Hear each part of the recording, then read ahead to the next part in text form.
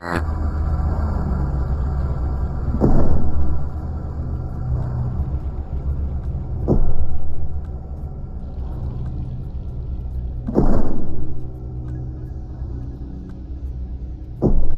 friends, in this video we will see the difference between data filters and pivot table.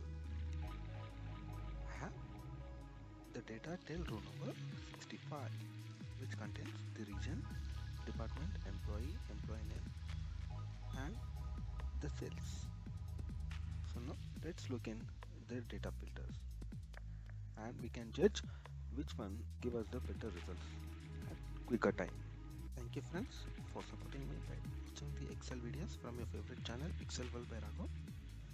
If you have not subscribed the channel, please do subscribe and watch more videos from basics to advanced automation. So first let's look in at the data filters. So first I'm selecting the entire data set, that is by using Ctrl Shift right arrow and down arrow. Then with Ctrl Shift and L I'm applying the auto filters. Now if I want to look in at the region by cells, so I have to manually select each and every region. So for first I'm selecting at the east, then again I'm looking at the department, say like finance, then again at the employee name I have 3, so I'm selecting the first one, Muthu. So I have the sales at 60,000. So this is a very time consuming activity because each and every column I have to apply the filters. So I'm removing the filters. Now let's test how the pivot works.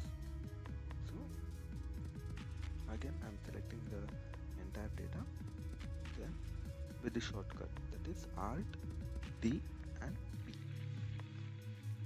Alt DP is a shortcut key and I'm just simply clicking finish. I'm not selecting any of the other options that are apart from the default options that are selected. I'm not selecting any of the other options.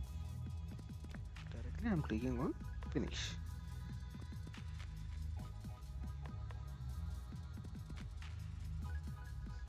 So the pivot table has been created in the new worksheet. Here in the region I'm getting it into the columns and grand totals I'm removing it by right clicking.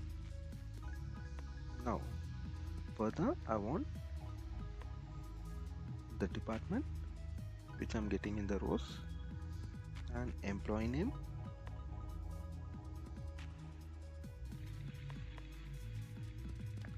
rate, quantity. Observe friends, I'm not getting the quantity or the rate in the values and my sales in values. Now the data is not in a sequential order or it's not in a presentable order. So I'm going to the design tab. Under the subtotals I'm asking to not show the subtotals. Then in report layout, show in tabular form, then repeat all items, as because if you see the data is having few blanks, represents the above data. So I'm clicking repeat all item labels. Just with a simple single, so with just a single click I'm adjusting the column width.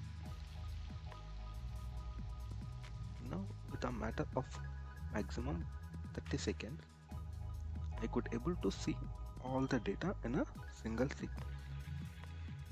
I no need to do further more filtrations.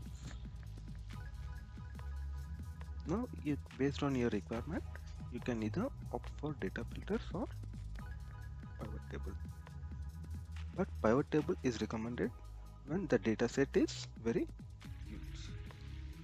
Thank you friends for watching the video.